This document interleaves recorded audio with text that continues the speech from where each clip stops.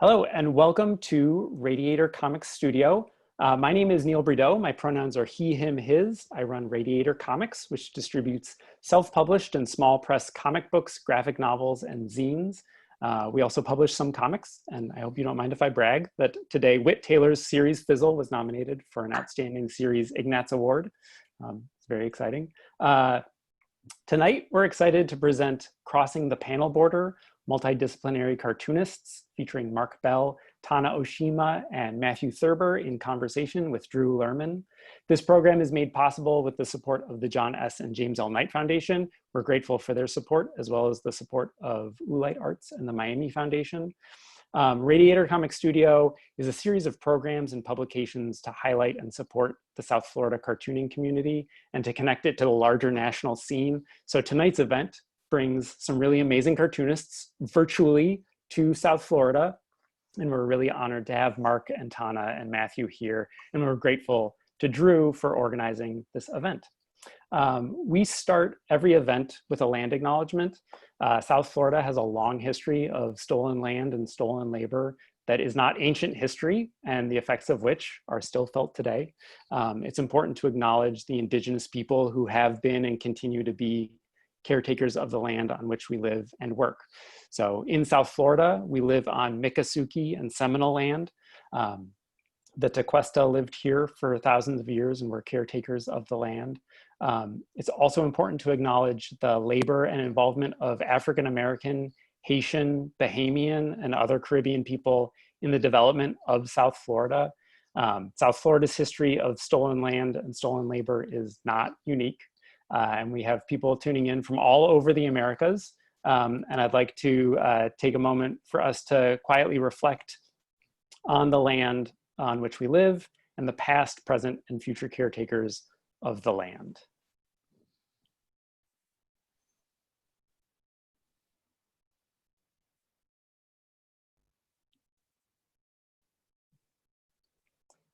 Thank you for that, and thank you for joining us tonight. I'm really looking forward to tonight's event.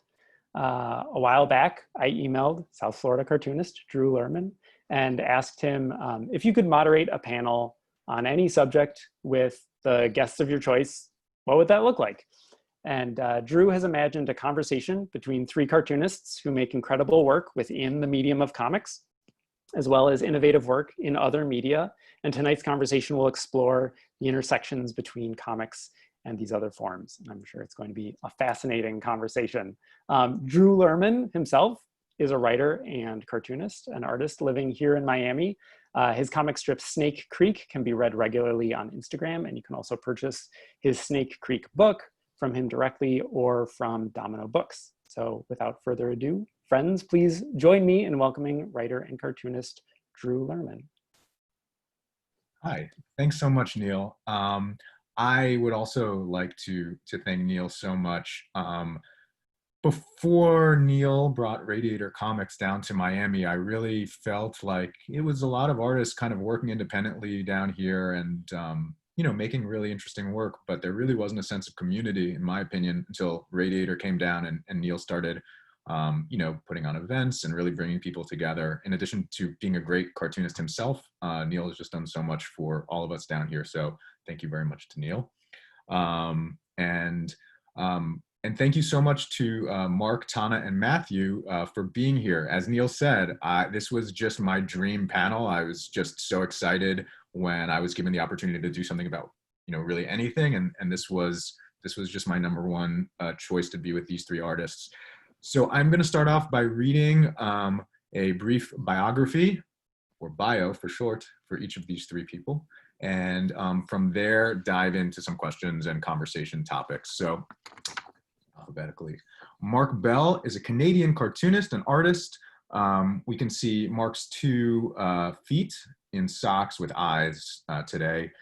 He was initially known for creating comic strips such as Shrimpy and Paul, but Bell has also created several exhibitions of his mixed media work and watercolored drawings. So thank you, Marc. Tana Oshima is a writer, a literary translator, and a comic artist based in New York.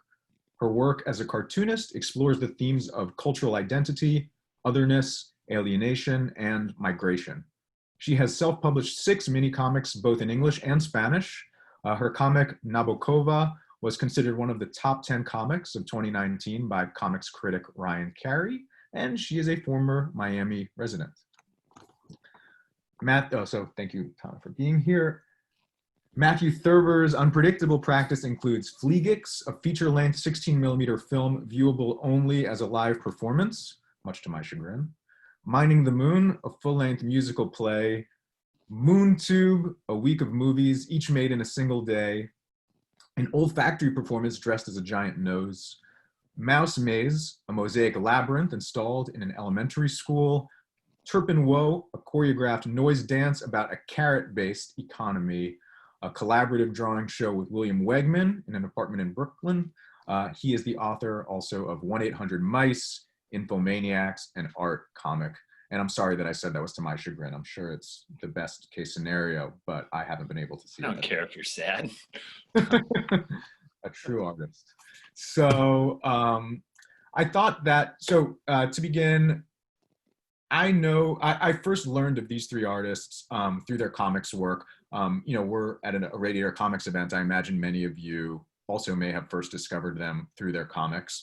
But each of them has recent work outside of the comics medium that they've completed that's really full length and fully formed complex work. And so I thought maybe we could begin by going just to each of you about some of that work. So to start off with, Marc, you recently released an album called Play the Tuna Olive Village with your band Marmalade Duplex. So I was wondering if you could maybe speak a little bit about, your background in music, where the idea for this project germinated, what the process was like, what your involvement with it was.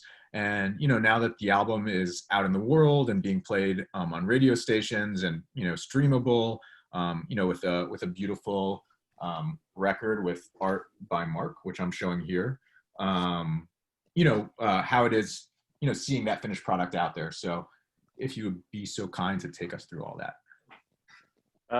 Yeah, I've been involved in music in a pretty minor way throughout the years, but this is the first real pretty serious project, I guess. So it was created with 2 of my friends who live in Guelph, Ontario, pretty prolific people, Brad DeRue, Tyson Brinicombe, and they'd been recording constantly, creating different projects, and they decided they wanted to do a certain kind of project, and they thought I would be a good candidate to be the vocalist. So we went from there and recorded, they created music for 4 songs in Guelph and Ontario, which is near Toronto.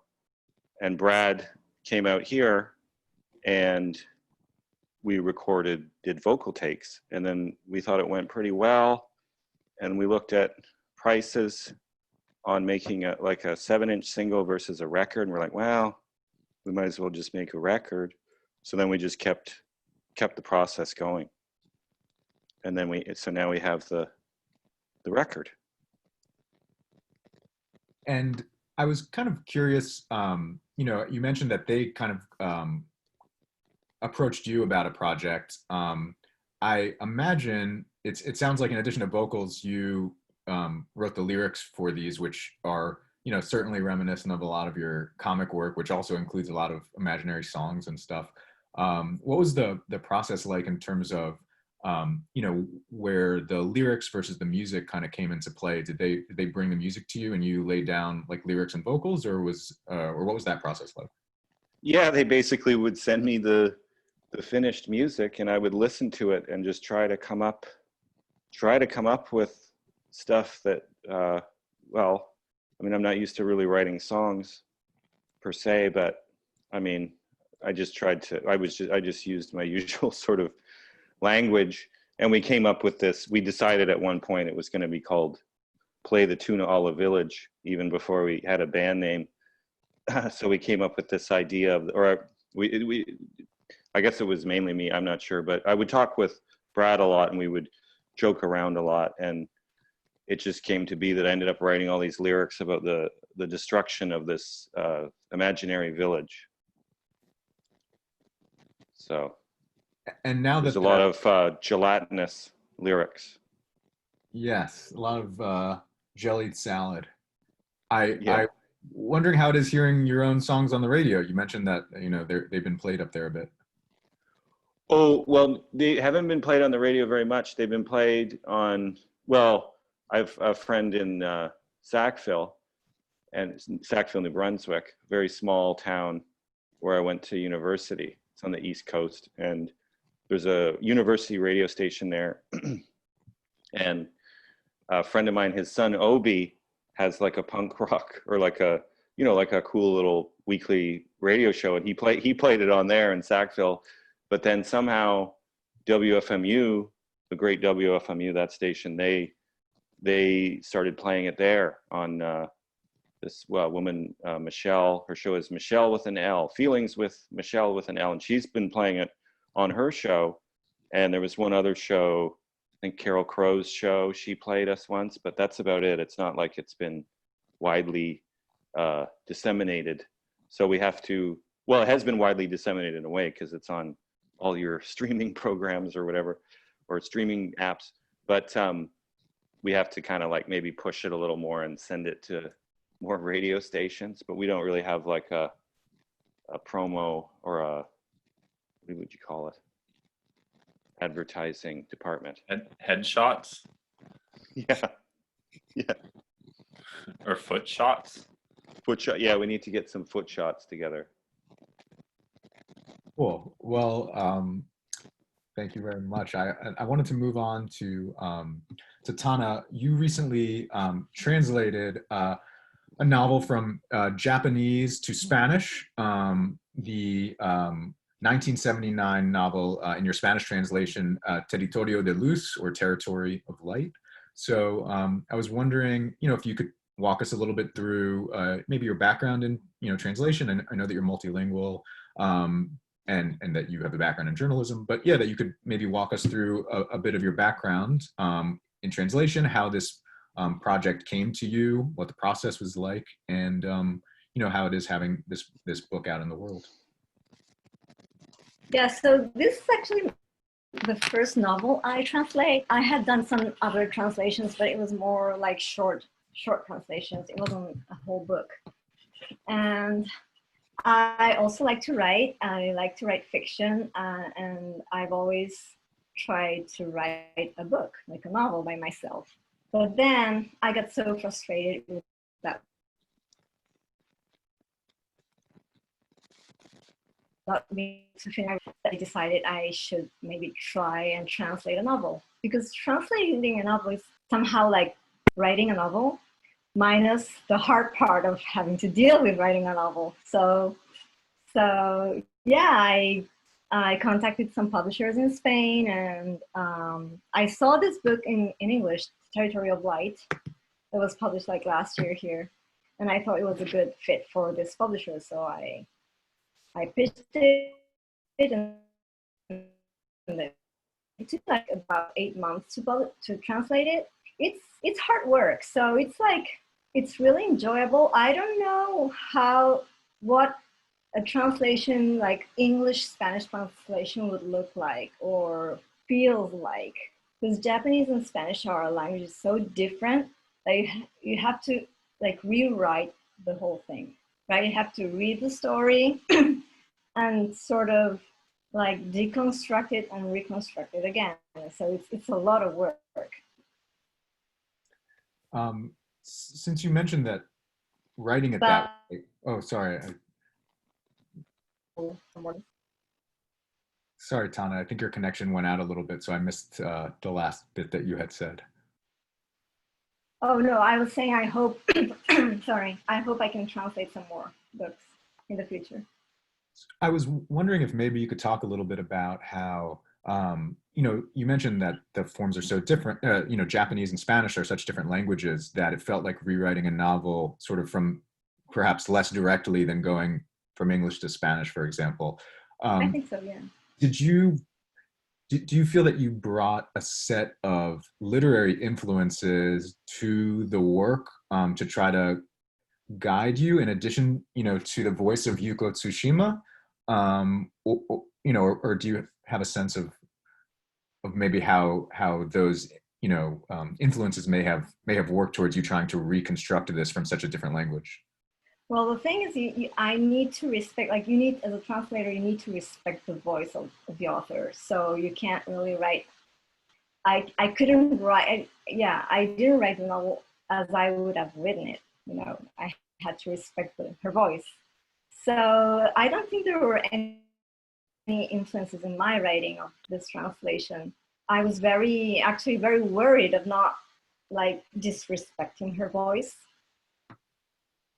So that was sometimes hard too, because the original novel in Japanese, it's written in a very casual language. It's a very like oral language.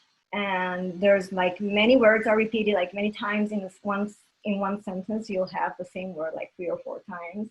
And that doesn't work in Spanish. That's like, what is this kind of writing? So I knew that could be like a problem for the publisher. And I didn't want them to think that I was writing like, in a way that's like really doesn't make any sense in Spanish or in English. Like you don't write 3 or 4 times the same word in one sentence. So I had to adjust a little bit the original style to make more sense in Spanish, but I did all I could to respect her voice.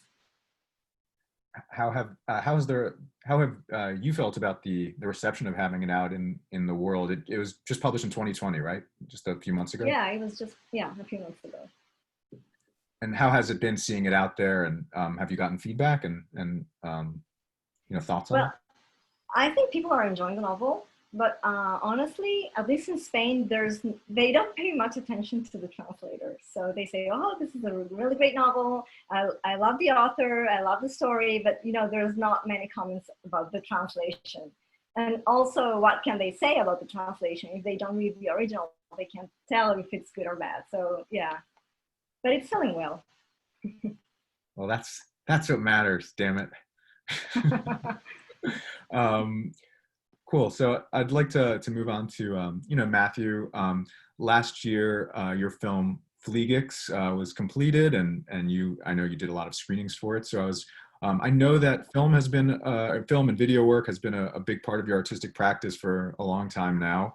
I don't know if this is the most fully realized project that you've done so far, but it certainly seems to be a fully realized one. So I was kind of curious how you approached it, what made you choose to take on this project, and how the events played out where you screened it.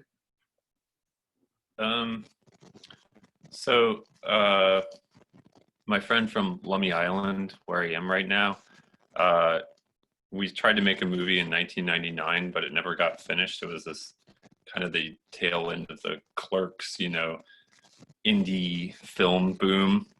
So he shot this movie on 16mm, never got done. One of my best friends, Tom.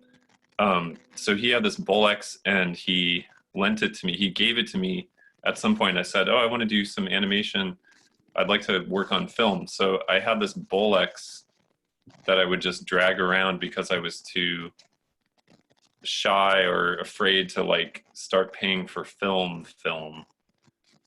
But I'd been doing some animation, and I drew all these frames, and I was still too scared to shoot it on the Bolex. I scanned them in and made a video that way. But then, like 2018 or so, I moved upstate, and I was like, now I can get into film, and because there's nothing happening up there, it's very boring. So I would film these little scenes with friends, and it's very episodic. And originally it was going to be about Mars, the movie, the planet Mars, like a science fiction film that took place on Earth, and people just thought they were on another planet. So it was kind of about belief systems, like why do we believe we're this? why are you right wing? Why are you left wing? Why are you, religious in any sense? Like, what is belief? And so somehow it turned into an adaptation of this Daniel Pinkwater young adult novel called Ellen Mendelsohn, The Boy from Mars, which is this really profound novel about that very subject. Like, this kid says he's from Mars, and half of the school thinks he is, and half of the school thinks he aren't, and they have a big riot in the school. So it kind of turned into a loose adaptation of that, and it bears very little resemblance to that book, just because of lack of budget. And it does have some animation in it. I mean, finally, I was able to make animation, but like, it became more enjoyable upstate to like do stuff with people, with humans. And so I would like try to paint my friend's face green, like he was a pseudo Martianized person, and we'd go to the bowling alley and get kicked out. And then my other friend Lavender bit a fish in half, and I was just trying to test out what I could get people to do on camera and collaboratively. And so that was this whole process. And actually I figured out after making this movie, which ended up being like an hour of film and cost a lot of money and stuff. I did a Kickstarter for it. Okay, I figured out that I like the process of making it more than the finished after it's done. And I don't know when it's actually done, when a project is actually done, I'm kind of not that interested in it anymore. But so I did these screenings, and maybe like 10, and went on tour with it with Leah Wishnia. We drove out to Chicago and back, and that's who's seen it. And I still don't know how to finish it. I don't know how to, I have the file, I have it digitized. I've tried to put sound on it. It doesn't seem to work. It works as a live thing and maybe as a silent movie, but putting sound on it makes it really dead. It sort of kills I was like live narrating the film. So you never know. Things like change when you're doing a weird new process, and they turn out to be a different thing. I didn't know this film was going to be a performance piece, but I guess that's what it kind of wanted to be. So you still can't see it. And kind of part of me is like really happy that there's at least one movie that can't be seen on the internet, because you can see every other fucking movie in the world. Like, people binge watch. So this is the opposite of binge watching. It's like a special ritual, that you would have to go to. Or yeah, I feel like I heard in another interview you had mentioned for the theatrical adaptation of 1-800-Mice, you wanted to like create a VHS release of it or something like that so nobody could watch it.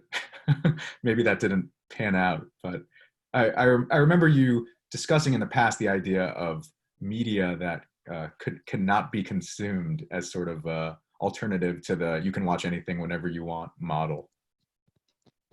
Well, I mean, anybody who makes comics here is aware that, you're basically making kind of work in a dead medium, or a medium that's kind of like undead in some weird way, or like, who's your audience? It's no longer the mass audience of the past. And like, as an independent filmmaker, I'm like, why should I have to make a movie to fail at someone else's system? Like, why should I just make a movie that, goes and plays for 1 week in the theater and I feel sad about it?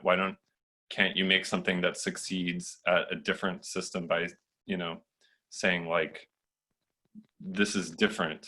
So in a way, it's a self-protective mechanism of like detaching yourself from this industrial.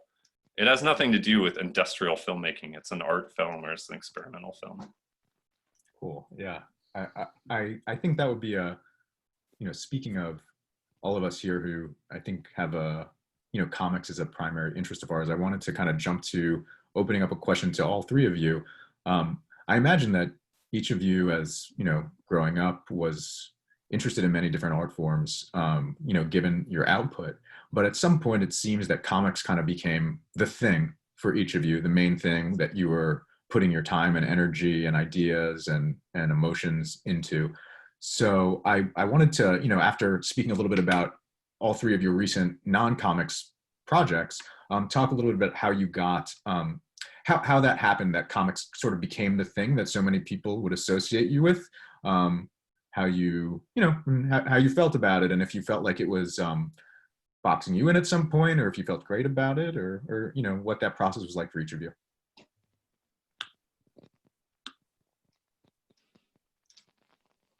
Are we going one by one again? We're or- just jumping on in. We're in conversation mode, so it's Okay. it's survival of the fittest. Good luck. So to the someone fittest. else. Yeah. Okay. Someone. Okay. Yeah, Also, Yeah. Well, I made Yeah. Drew started making drawings, and then in high school, someone brought a copy of Yummy for whatever, and I'd always read Mad Magazine, and then I don't know how I got it. I don't know. It just happened. I didn't have a choice, I guess. But maybe what about the Canadian network? What about the Canadian network? Was that like, was there no choice because you were fated to become like the ambassador of like the Canadian psychedelia? Am I? Is that what I am? No, I don't. I mean, I don't know. I guess me personally, I was just always interested in drawing and hiding from the world using drawing, hiding. And, you know, I think I've used drawing and making comics as an approval thing, and to also be able to, I'm using this word too much, but hide from the world or something. Like, I was just very stubborn in my 20s. I was like, I don't want to get a regular job. I just want to make this crazy stuff. And I was just really kind of determined to do it. And I actually find it pretty difficult. I don't find it easy, but I'm not sure how I became this representative of Canadian weird art, but that just kind of happened too. Maybe just because I had the gumption to start assembling all these mini books into Nagadot, and I guess, you know, there was a bunch of us in Canada who were making all these mini books. It just kind of, it became this thing people did from, like, I don't know, like the mid 90s to the early 2000s. There was just a lot of this kind of activity, and I suppose we encouraged each other to do it. That's a bit of a mishmash of ideas, but what about you guys?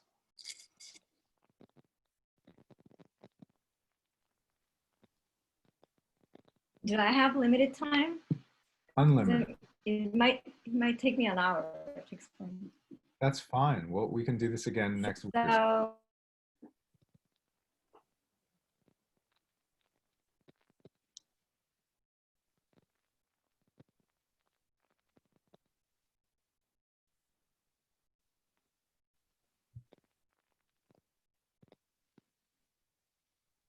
Looks like maybe Tana is frozen. Yes. This would be part of it. What about Matthew Thurber in the Pacific Northwest? What was your? This is part of Tana's hour. This Yeah. would be awful. I'm sorry. What should we do? I'll privately message her. for years, Wait, it's kind of awesome if it was just, that was the explanation or part of it. Yeah. hello, I'm back. Oh, there you are. You like froze for a second. It was really cool because you were like, I'm going to talk for an hour. And then you were like, I was kicked out of Zoom. I don't know what happened.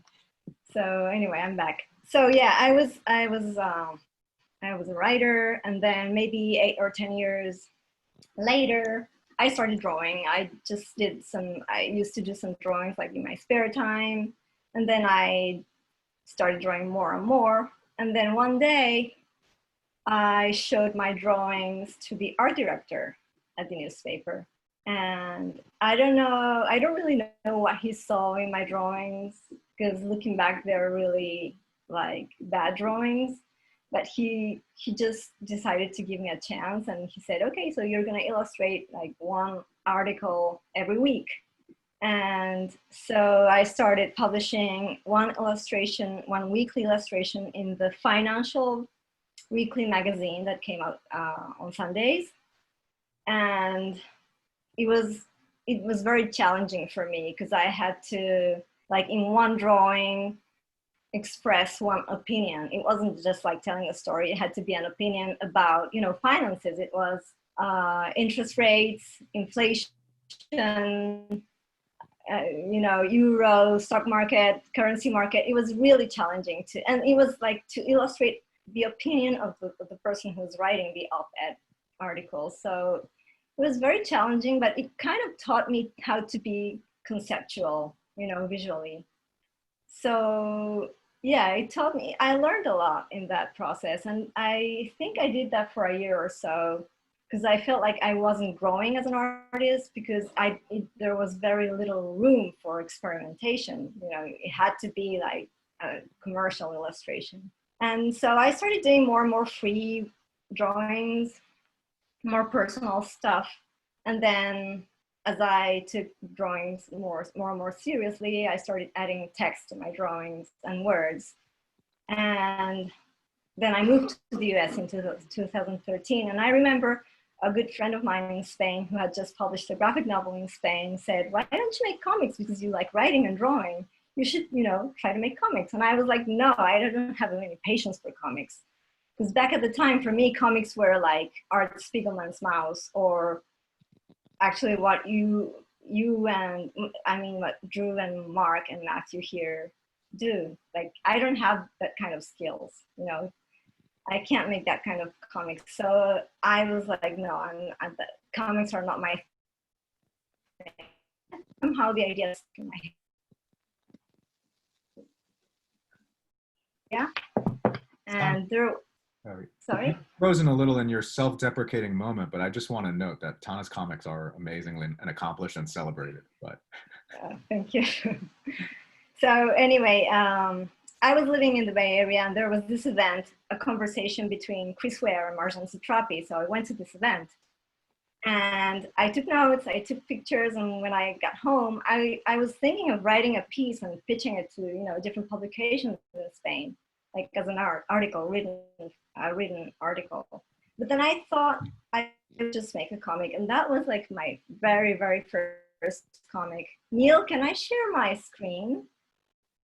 Oh, I don't need to ask, right? Right, you should have the ability to.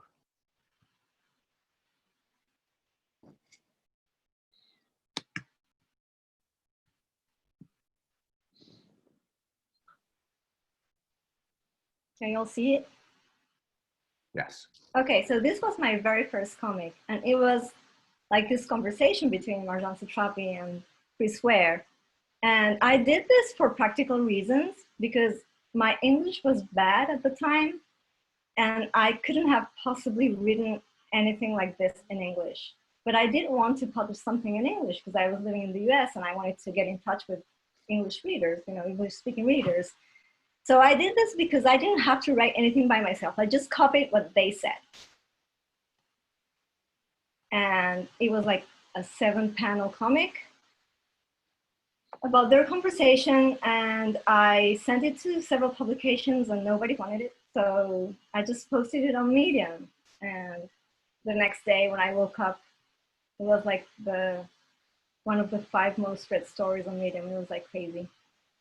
So anyway, this was my very first comic, which has nothing to do with what I do now, but this was still nonfiction because it was like a smooth transition for me to make nonfiction comics. I was coming from journalism.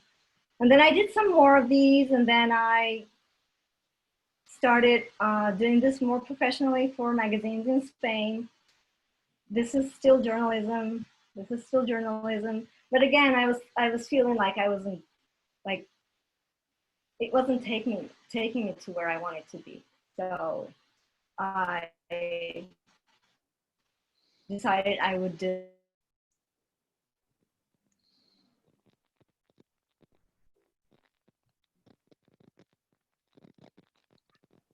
poetry comes in place because I was looking for a more laconic and imaginative language for my personal comics. And so this was not the first comic, but the first personal comic I made, I would say. And so this was, yeah, my first personal comic. Here I was free and here I wasn't free. And yeah, poetry also helps me sometimes, like, give the rhythm to my panels. Like this, I have the word now repeating several times, so I just decided to make a 7-panel 7 panels here. So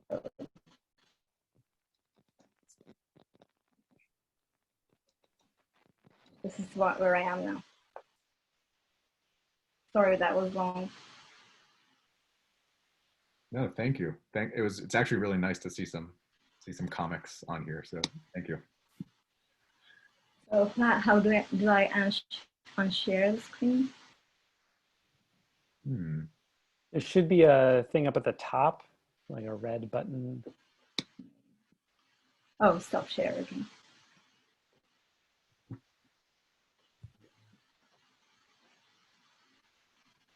Matthew, you want to talk a little bit about your own journey in becoming a comics person? Yeah, like why, I guess, so why comics, or why did comics become dominant, or? Yeah, I guess so. And if it's some, and maybe also how you sort of felt when you realized like, wow, I guess comics is the main thing now, or that sort of thing. And, as somebody who, I know you have an art background, and probably there were a lot of things warring for your attention, maybe. Well, yeah, it's just like, I get interested in a lot of things. I mean, I still do. I don't know, all these books, and like reading all these books and Victor Hugo, and it's like, it's all kind of the same thing for me. But I think comics was something that I enjoyed doing in grade school, middle school, and high school. I really enjoyed communicating with people with a zine. And because I grew up in a pretty small, isolated place, 500 people on this island, and then the zine distribution network was really important to me, just feeling like I could talk to people who were interested in things that I was particularly interested in.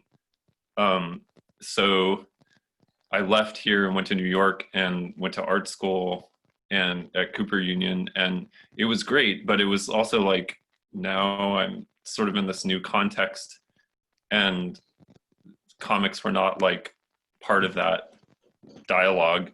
And so a lot of my, angst about all that was definitely put into Art Comic, which was a quasi-biographical comic strip series. So, I mean, after graduating from art school, I just went back to comics because I felt like,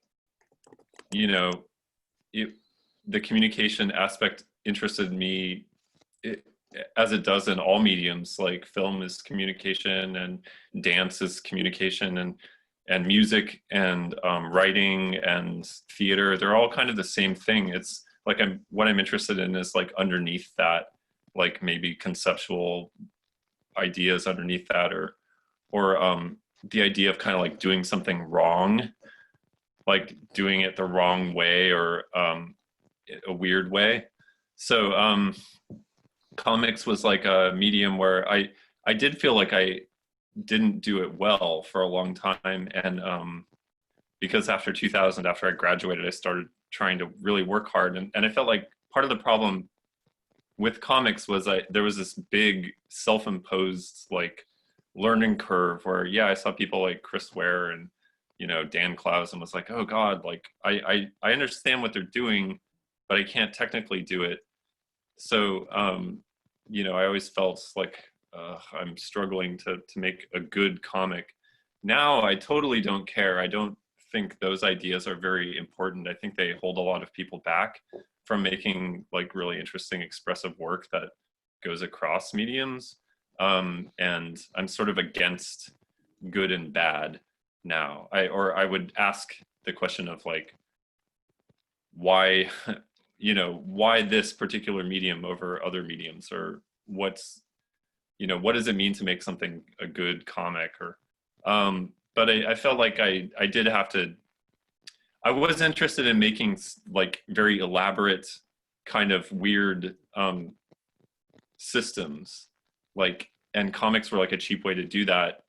And I would see people like Matthew Barney, or whatever flavor of the month artist is being upheld as like a brilliant, David Alt-Mejed or whatever his name is, who did the werewolves with crystal faces or whatever. And like, oh God, how does he do that? Like, you know, but I could draw that, and it could also be a form of like literature, which is like, maybe what I'm better at is underneath all this is the writing aspect. So writing is in everything. Writing is in the film, writing is in the music.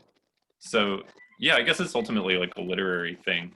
But comics just were economical, and I do like the community and I like the communication. Although I do wish it was like a little more, I wish everybody had these hybrid experiences.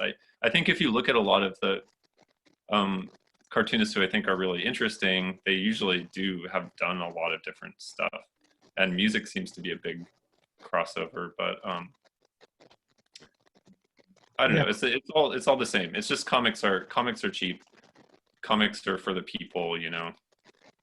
So do you feel like when you approach a different project, whether it's, you know, you're currently serializing a novel on Patreon that's sort of an experimental, you know, serialized novel in a sort of modern form of the way Charles Dickens perhaps was serializing his novels. And of course you're doing film and comics.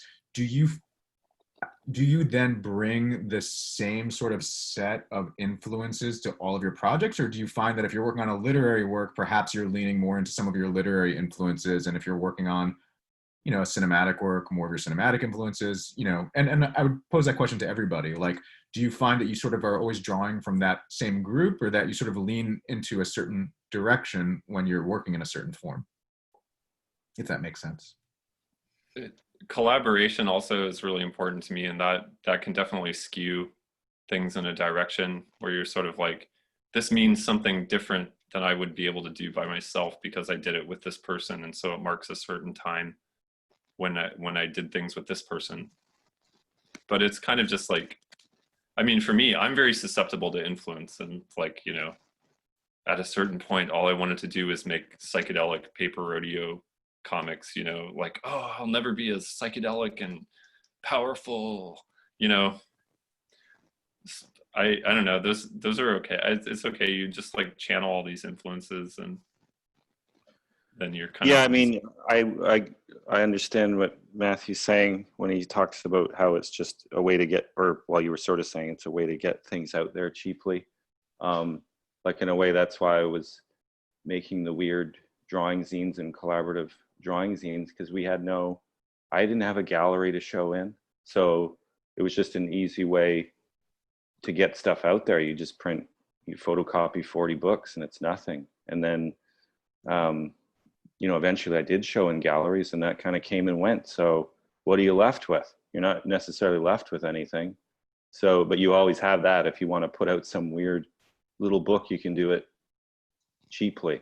And then sometimes it's nice, when something it's not on the internet, and it's just this object that exists somewhere. There was one other thing I was going to say, but I forget, but that's it. So for me, there's also an existential component to comics. This is something I told Drew recently, but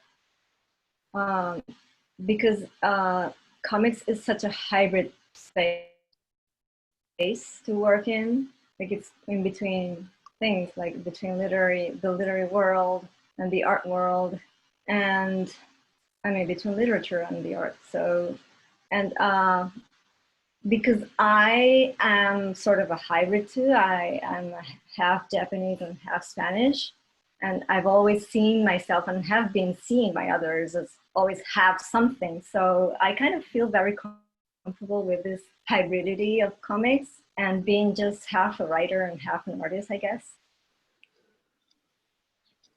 but also I don't think it's like half and half. I think it's also like writing is in comics, drawing is writing, you know. It's like, it's neither, it's not just weird.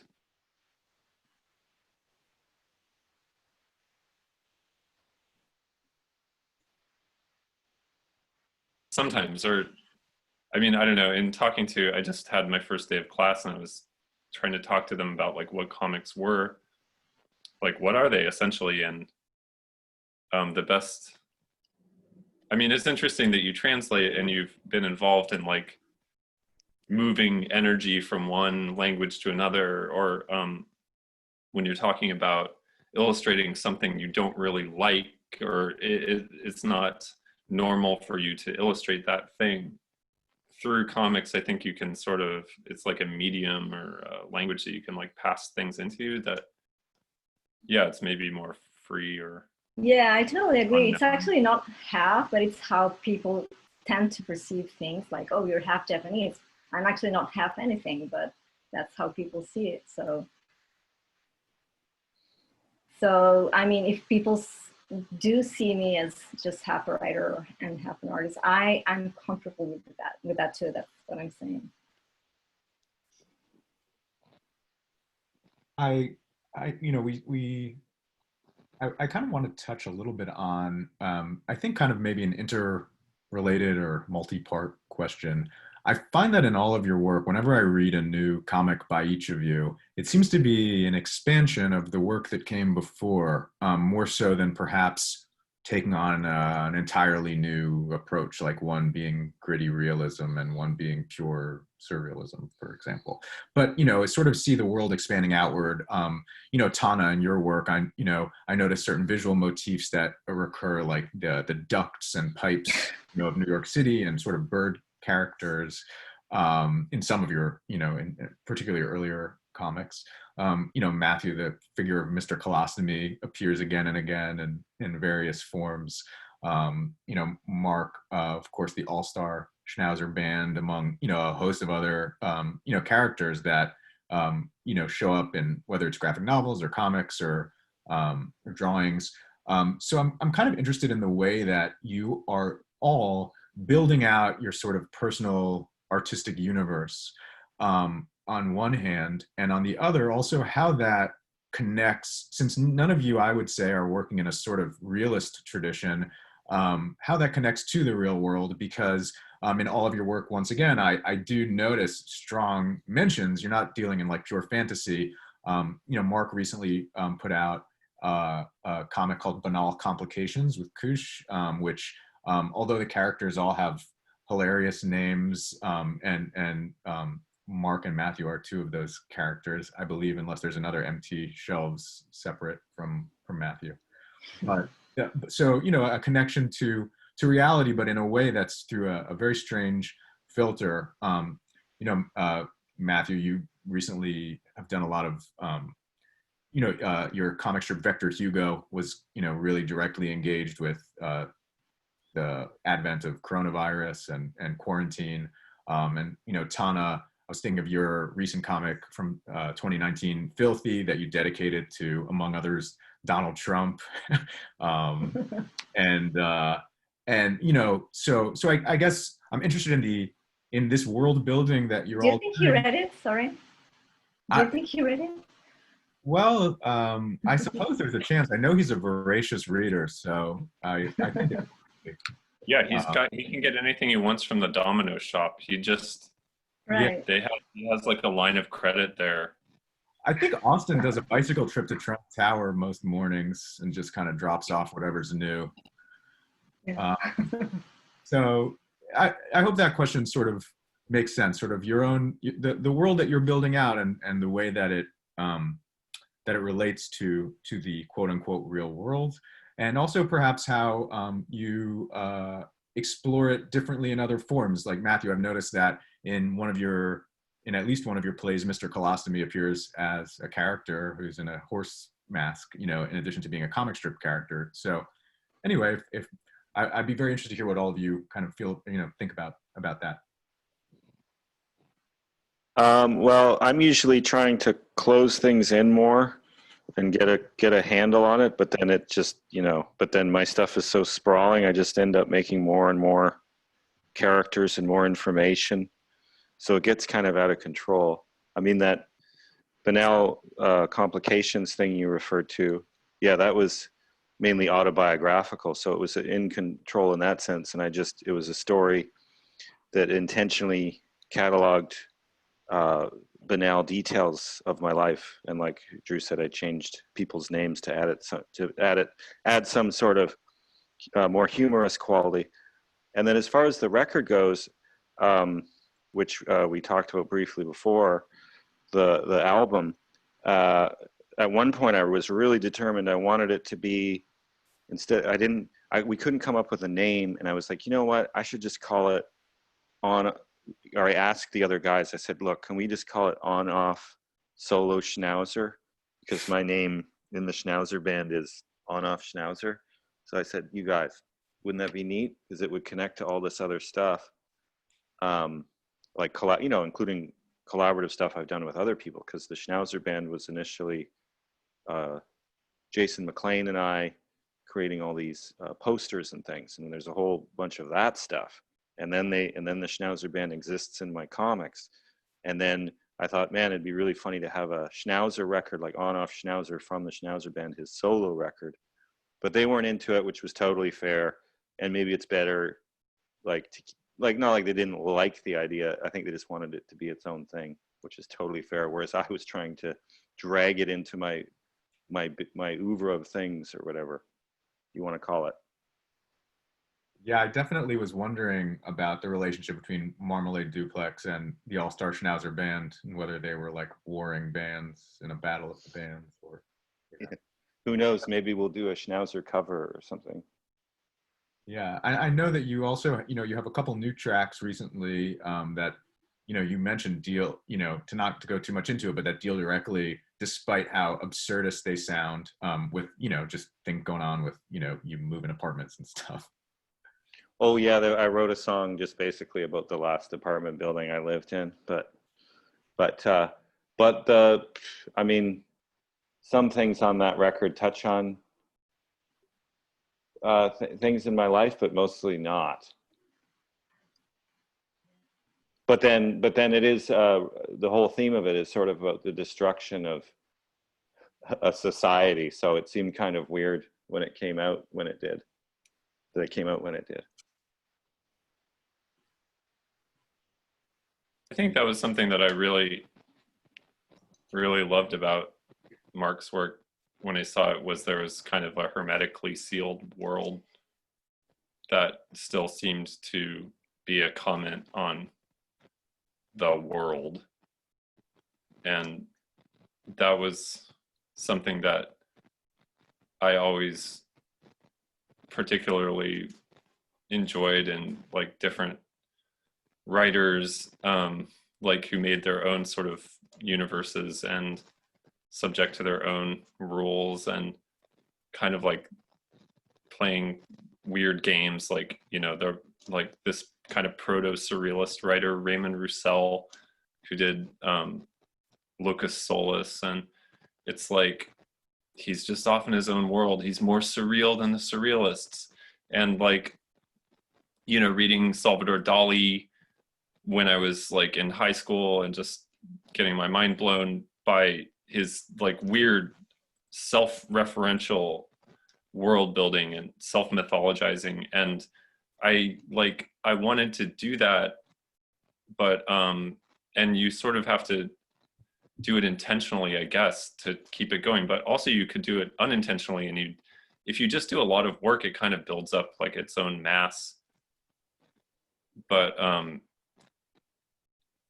I think I'm almost doing it unintentionally, because sometimes I'm trying to make like a normal story or something, and I just can't do it. So then I fall back to this sort of closed system or something. It's a bit bizarre to deal with, because your work, Matthew, is a little more open. It feels more a part of the world, although it obviously is absurdist and hilarious, but it feels a little more open. Well, but yeah, also I think like there's it's interesting to see Tana's journalistic comics, because I do think that like a real important part of comics is that they're very immediate and they're very observational. Like no matter what, you're basically drawing stuff that you saw mentally. You're putting down you can make the most insane fantasy world you can, but it will still be based on the leaf patterns that you are familiar with, or the chair patterns that you're familiar with, or the You know what I mean? You can't really escape this journalistic relevance to the real world.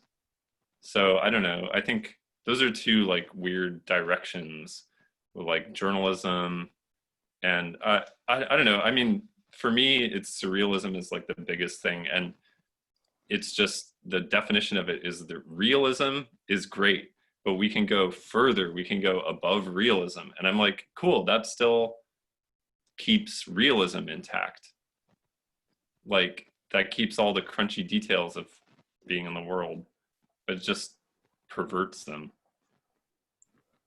Yeah, I think in terms of Tana's work as well, I noticed that how do I explain it? I feel like oftentimes there's a real, there's a, the metaphorical and literal are often very disjointed. I'm trying to think of a good example, but I feel like in the text, you'll say that somebody maybe feels like, gosh, I'm trying to, Tana, do you know a little bit what I'm getting at? I feel that you kind of create a density in the text in your work where you are, I think, resisting some of that journalistic impulse towards something we can visualize. And so the sentence will sort of carry you along to a point and then put like sort of a roadblock of something that you really have to figure out how to, you know, sort of make sense of. You know what I'm kind of getting at? I think so. So I do tend to avoid literality. So in my comics, I won't say like, I don't know, it's raining and I was walking and I got wet. It won't be like that. So it's not like descriptive. It's more what I like to do in my comics is to, I guess, to create like an atmosphere more than telling stories. So, and I don't like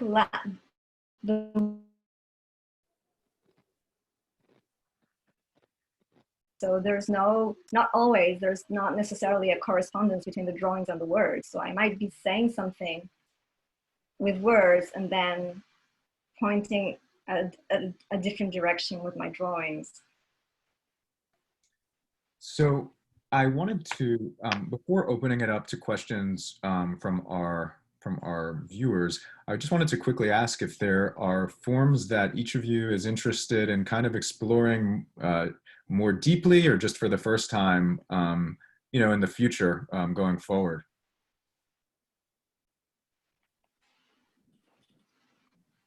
Macrame. No, I don't. Thought you were gonna say ballet. Yeah, no, I don't know. I'm not sure. I haven't thought about it, to be honest, myself. What about you guys? I think photography maybe, or film. Would Tuna Olive Village perform live? What would a live show be like? Yeah. I would do it, but I don't think one person isn't really that interested in performing live. So, and I guess it doesn't matter now, right? So, but I would do it. I mean, it'd be kind of funny to do at least once. We talked about playing a show in each of our hometowns, like where we were born, at least. So one in London, Ontario, one in Kitchener, Waterloo, and then one, I can't remember the other one.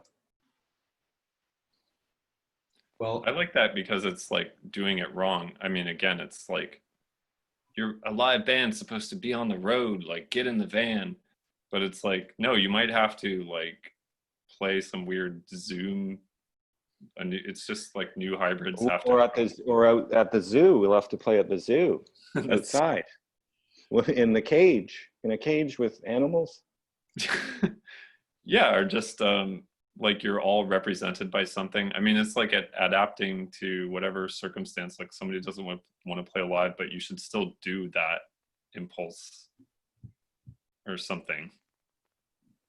Just like Sure, maybe at some point we'll perform. I don't know. I mean, it could be funny to try something. I mean, we had a failed Kickstarter for the record, and we proposed a live, because the pandemic was underway, a live Zoom show where you had to or you could buy a live Zoom show and then you could sell your own tickets or something. I think we said we would play for a minimum of 20 minutes and 20 seconds to a maximum of 20 hours and 20 minutes. I mean, and it was $20,020 or something. So obviously, and the Kickstarter raised $63. For me, that's like a Fluxus joke or something like that. Like it's like some weird conceptual. Didn't you have a record release show in the park? Oh yeah, that was impromptu. It wasn't announced anywhere. It's just someone said, "Oh, can I look at the record?" So I went into my apartment, and it was when everyone, and they still are hanging outside of the park in Vancouver. So I went and grabbed a record, and I thought, oh, maybe I'll bring 3, and I brought a marker and some cardboard and claim it's a record release party. So I just wrote record release party on the cardboard, and so then it's a record release party. And then someone came by. So someone came by and just talked to us about something else, someone we didn't know, and then the next day someone said, "Hey, can I get a record from you?" So I said, "Okay, let's meet at the park." So I just brought the sign again and put it out. So it could be better than just like waiting for the record store to sell one copy and like going in and checking in and being, oh, they didn't sell my one. Oh yeah. I mean, we only made 200, so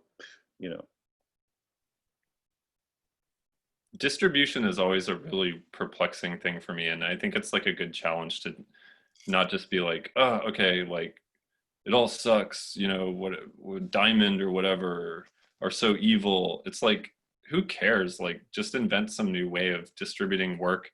You make the work. Yeah, like you get it printed. Tana got her book printed herself. I mean, No, and I was gonna say, Tana, so you only make 30 copies, but so where do people mainly see your stuff then? Online or? Yeah, I think on Instagram.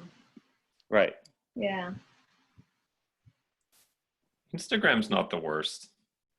It's like a newspaper, I think. I mean, it's like a shitty yellow journalism newspaper. Like it's like a Hearst newspaper that like selectively picks what they want to publish.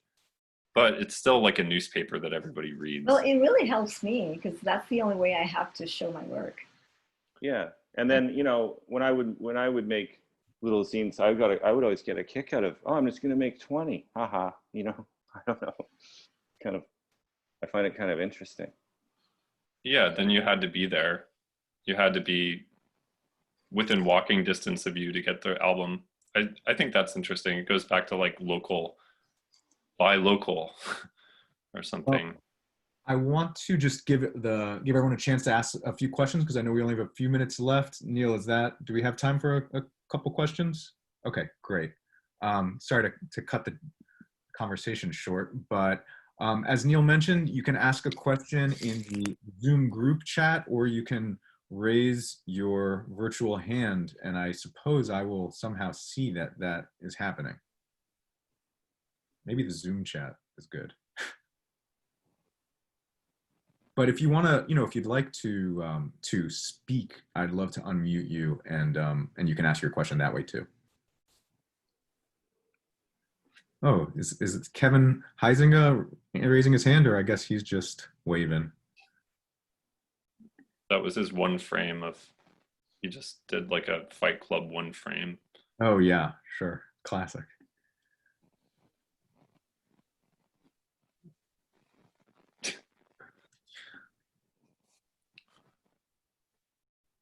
Well, if there's no questions immediately, and feel free to interrupt this, but I was kind of wondering if maybe you could all speak, if there's anything to say about, comic work that you are, since we spoke so much about your other practices, coming up. I was actually particularly, Matthew, I was interested in, since art comic, it seems like most of your comics have been done sort of improvisationally, or in a more spontaneous way, perhaps, than some of the more graphic novel type works. Matthew, or Mark rather, you recently put out Banal Complications, which seemed to be sort of like a illustrated text almost. Tana, I know you have been working really intensely on the translation, but I was also wondering what your future comic stuff is. I know we don't have a lot of time, but if you could chat a little bit about that, I'd be curious. Well, Drew, I've just been trying to write about this rock. This is a quartz crystal. It's beautiful.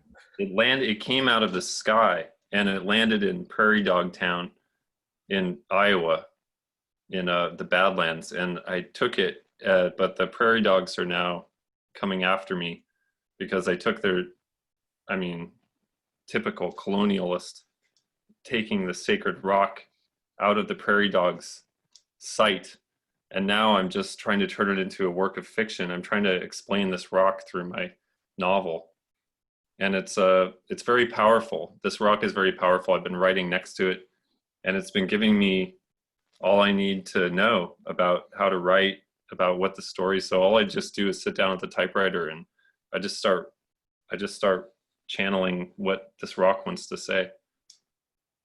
So that's my novel. That's going to be the novel. I'm interested increasingly in not fixing mistakes and in improvisation in the comics form, which I think is kind of like essential to it. Like once you start cranking out a daily strip or whatever, you just have to go with it and not worry too much.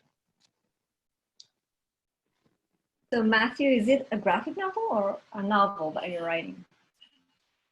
This new one, I kind of gave up on the Vector Hugo, or it seemed done or something. That was a comic strip. I enjoyed it. Early this year.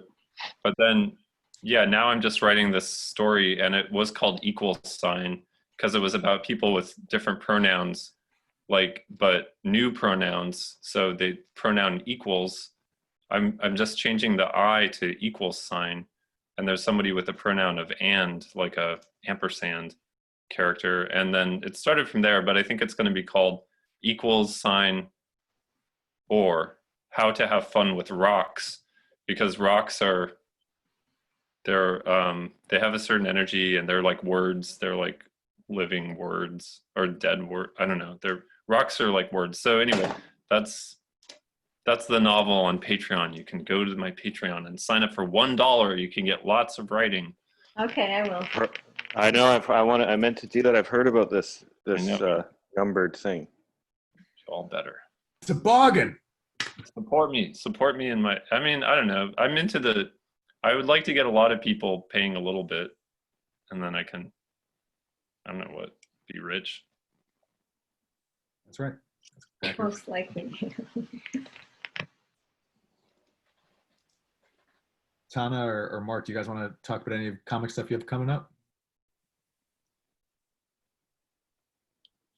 You can go ahead, Tana.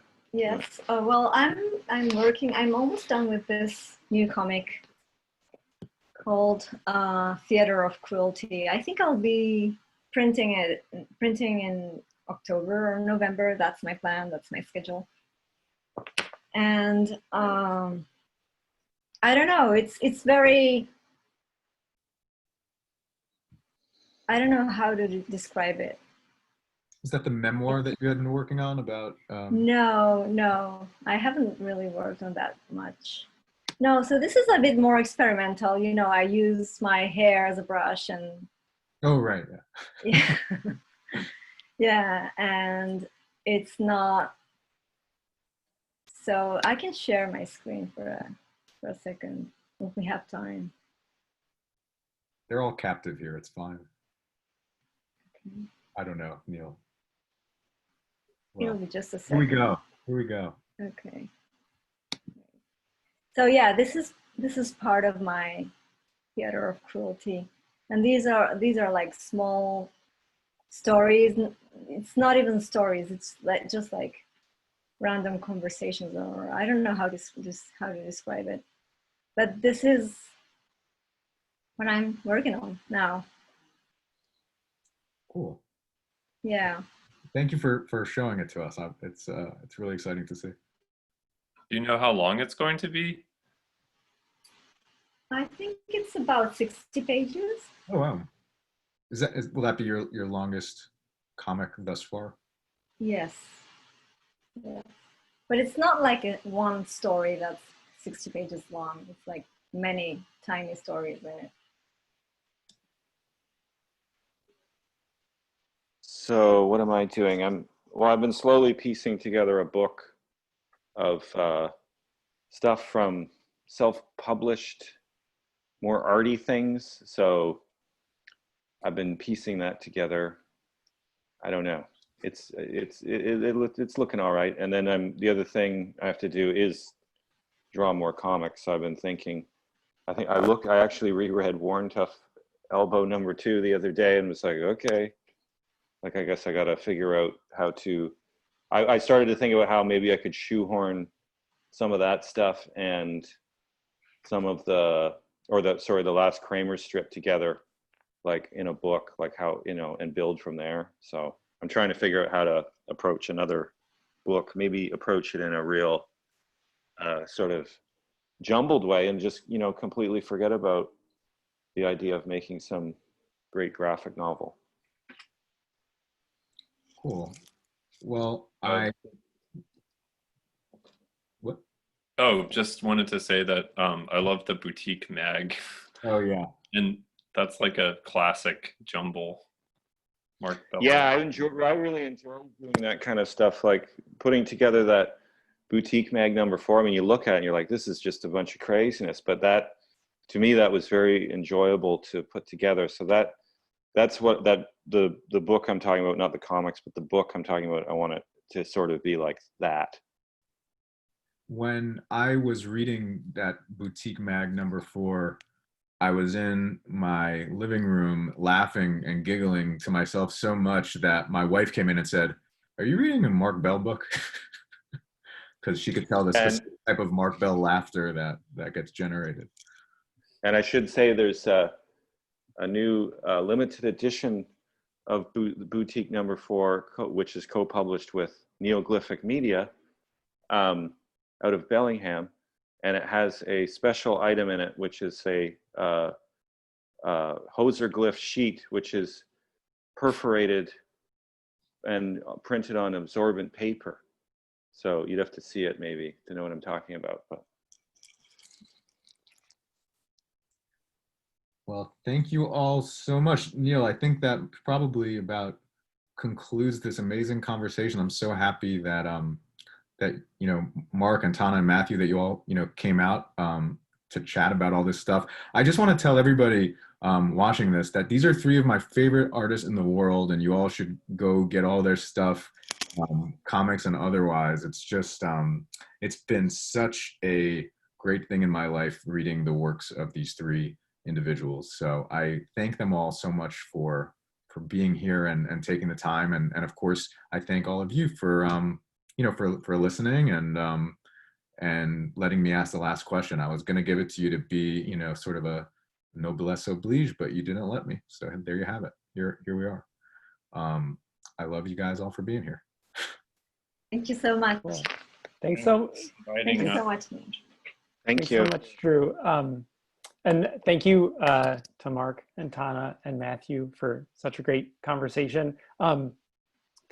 Special thanks to Fereshta Tusi, who's been posting the links in the chat. I've also just pasted some links to all of our panelists' web presence into the chat, so you can also further explore their work. All of the links will also be included at the description below the YouTube video when this is posted.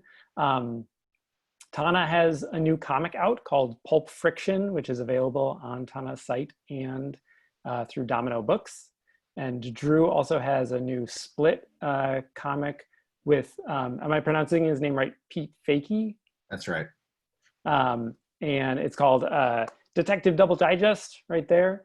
You can get it through Drew through your website. Oh, I don't have a website, but you can go to my Instagram. Okay, cool. I did want to mention that there are some more Radiator Comic Studio programming coming up. Next Tuesday, a week from today, September 8th, we're hosting Nuts and Bolts Digital Inking, at which South Florida cartoonists Diego A. Infante, Mar Julia, Isai Oviedo, and Karina Vo will present techniques for using computers to ink their comics. The following Tuesday, September 15th, we're continuing our inking conversation. This time, Nuts and Bolts Physical Inking will feature Eric Bonham, Ana Hinojosa, Jairo Lantigua, and tonight's host, Drew Lerman, presenting their techniques on using pens and brushes to ink their comics. And then every Friday, we host a drop-in open studio work session from 4 to 6 p.m. Eastern time for you to make time for your work on your comics. It's broken up into 4 20-minute quiet work sessions. And there's time for socializing and water drinking in between. It's a lot of fun and you'll get some work done. All that information can be found at radiatorcomics.com/studio. There are also a ton of like really amazing programming going on right now by a bunch of other organizations, some of which are listed on our events page, which is radiatorcomics.com/event. I've also included a link in the chat to a post-event survey, which if you want to fill that out tonight, that's awesome. I'll also be sending it out in an email tomorrow morning. And finally, I wanted to encourage folks to get in touch if you wanted to be involved in any way with Radiator Comic Studio. We want to know who's making comics, who wants to be making comics. We're always open to programming suggestions and proposals. You can get in touch with me at neil@radiatorcomics.com. That's NEIL at radiatorcomics.com. And there's also a contact form on our website.